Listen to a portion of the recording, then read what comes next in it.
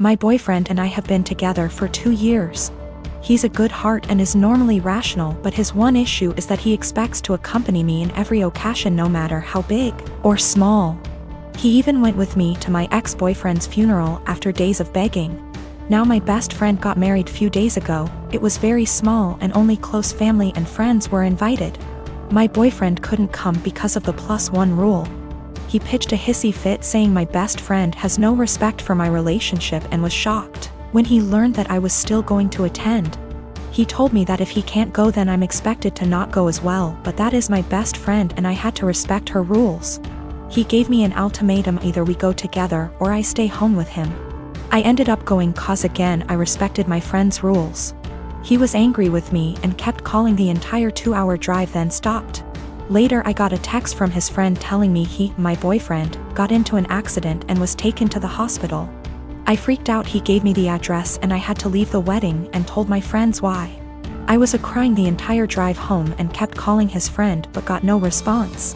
I arrived to the hospital and asked about my boyfriend and they checked and told me he wasn't there. My anxiety reached 160% as I kept calling his friends one by one.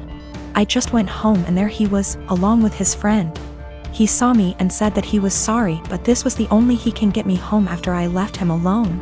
After the initial shock, I just blew up yelling at him about lying and making me leave my friend's wedding, and having me literally go to the hospital and freaking out cause of him. I kicked his friend out and we got into an argument. He kept talking about how much I love him, thus I left, which is my own doing, not his, and he was just trying to see if I really chose my friend's wedding over him. He then argued that my friend caused this and I shouldn't agree with her to exclude him.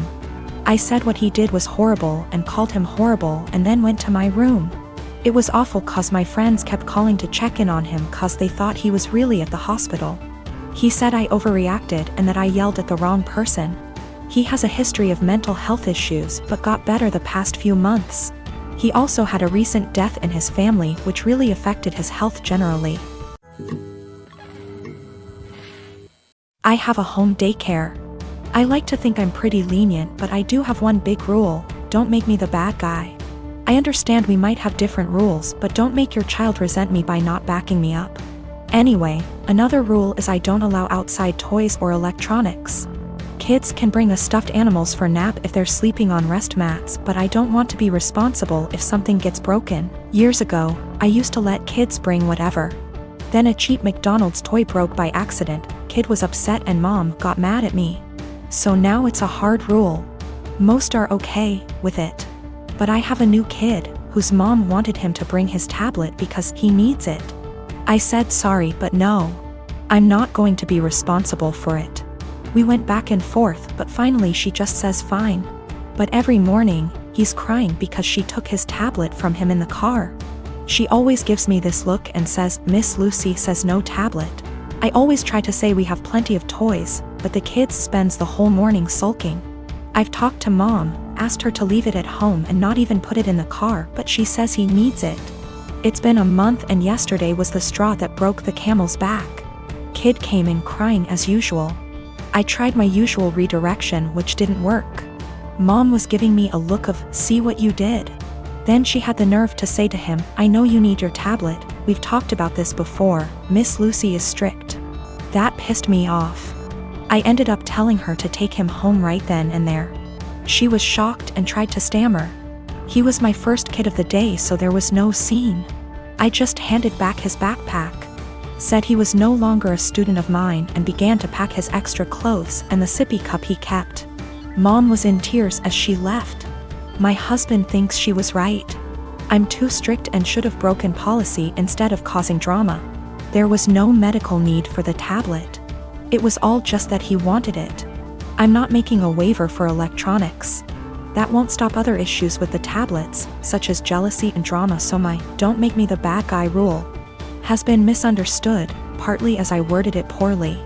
I don't expect blind obedience. No one has to agree with my rules. They can challenge them, to me. But to their kid, I'd rather them explain everyone has different rules and that while they're with me, things will be different. I do the same with parents who have different rules than mine. I never say they're wrong or strict. I say that we have different rules at school and to listen to mom and dad. This is also a policy for pacifiers, bottles, and potty training. I'll approach any of these milestones when you ask, but you have to be working on it at home too. The kid won't progress if they only go pee on the potty at home. And the child was not autistic or non-verbal. If he was, an exception would be made. I returned her money for the last few days of January and texted an apology for terminating without notice, and said I hope she was able to find care. She said she left him at her mom's. She also asked if there was any way I'd reconsider, and I said no. We had a long phone call and no minds were changed, but it was the ending we should have had. I live with my parents and my brother. It's always been a dream of my parents to adopt me and bro, our bio kids. And they had come to the decision that they want to adopt an older kid. They got matched with Jess, who is 13. Due to the current situation, she is not living with us, but we've met before and she spent a weekend with us in January. Jess, despite sometimes being sweet and kind, is very high maintenance and has a lot of anxiety and anger problems. She can go from 0 to 1,000 really quick. During her stay, she got triggered by something when we were in public. She and I went to a clothes shop and my parents were in a cafe nearby. Some guy accidentally grabbed her by her shoulder as he thought she was his daughter, and he apologized immediately and started screaming. I was the only person there, and I tried to calm her down, but she ran off. She was found, shaken, but safe, an hour later. I then got grounded as I had failed in being responsible for my sister. I said I didn't have a sister. My parents were angry about this and said that how dare I be rude about her, don't I know how much she's been through? She's had other outbursts, but none so huge in public. She can be cold and untrusting and was very clingy to my parents. I do admire her and think she's very brave, but I don't want to live with her. My parents call Jess often. I often say hi and try to be civil and supportive. But it seems like the only thing my parents can talk about is Jess and how brave she is, and she isn't even here yet. We live in a 3-bedroom house, and my parents promised to move to a bigger one later this year. Recently, my parents broke the news to me that Jess will move into my room, and I can pick whether I want to share a room with bro or Jess.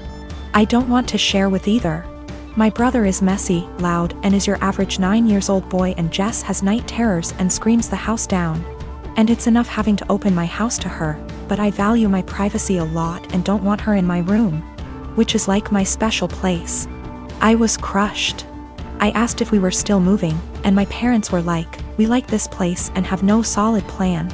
I freaked out and was like, you guys are forgetting you have another daughter and are too excited about the shiny new one to remember that the one you have has feelings and boundaries, and if you're changing everything I've ever known, at least I deserve to be listened to.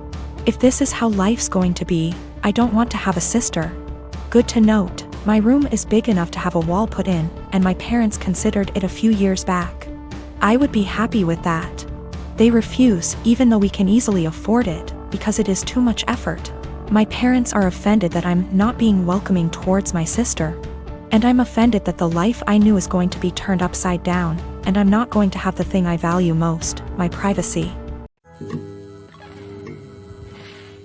I'm at the gym today and I'm walking towards an empty squat rack. 10 feet in front of, and 1 foot to the right of my rack is another rack that a girl Belinda is doing squats on.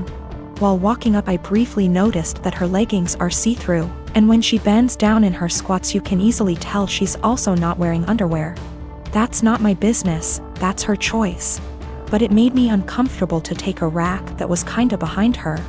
I had been waiting my entire gym session for one of these racks to open up, and this was my last lift before leaving. So I went ahead and took it. I went through my workout as normal. After every set I check my phone for 5 to 20 seconds. I track every single set for every single lift in a spreadsheet to note how much I lifted and for how many reps. Sometimes I need to remind myself what I did last week to make sure I'm progressing. Sometimes I'm just checking the time.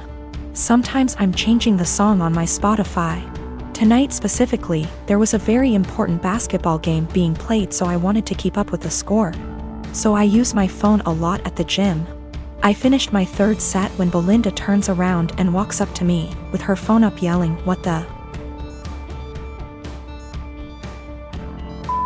are you doing? Perv stop pictures of me. I'm caught completely off guard, but I explain that I'm just taking notes on what I'm lifting. That I'm not paying attention to her at all.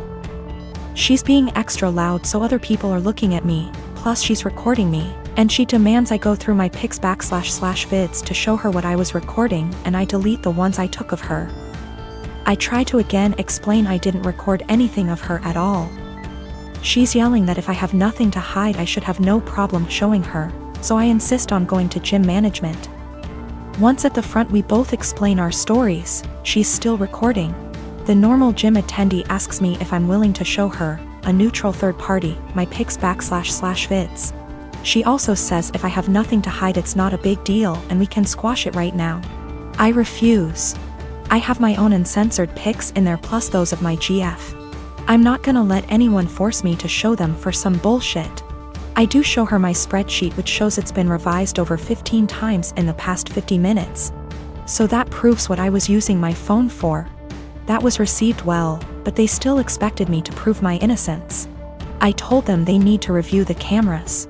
Apparently only the manager has access to them, so I was told he'd call me before the end of the night, in about an hour. My GF tells me I should have just let them look at my phone because she doesn't mind and it would have cleared this all up. But I mind. I get that someone wouldn't want someone taking pics of them. But violating my privacy to prove I wasn't taking pics of you crosses a line for me. Just talked to the manager. He checked the footage. He couldn't see what was on my screen in the footage. But he said it looks like I had my phone pointed towards the ground right in front of me the whole time.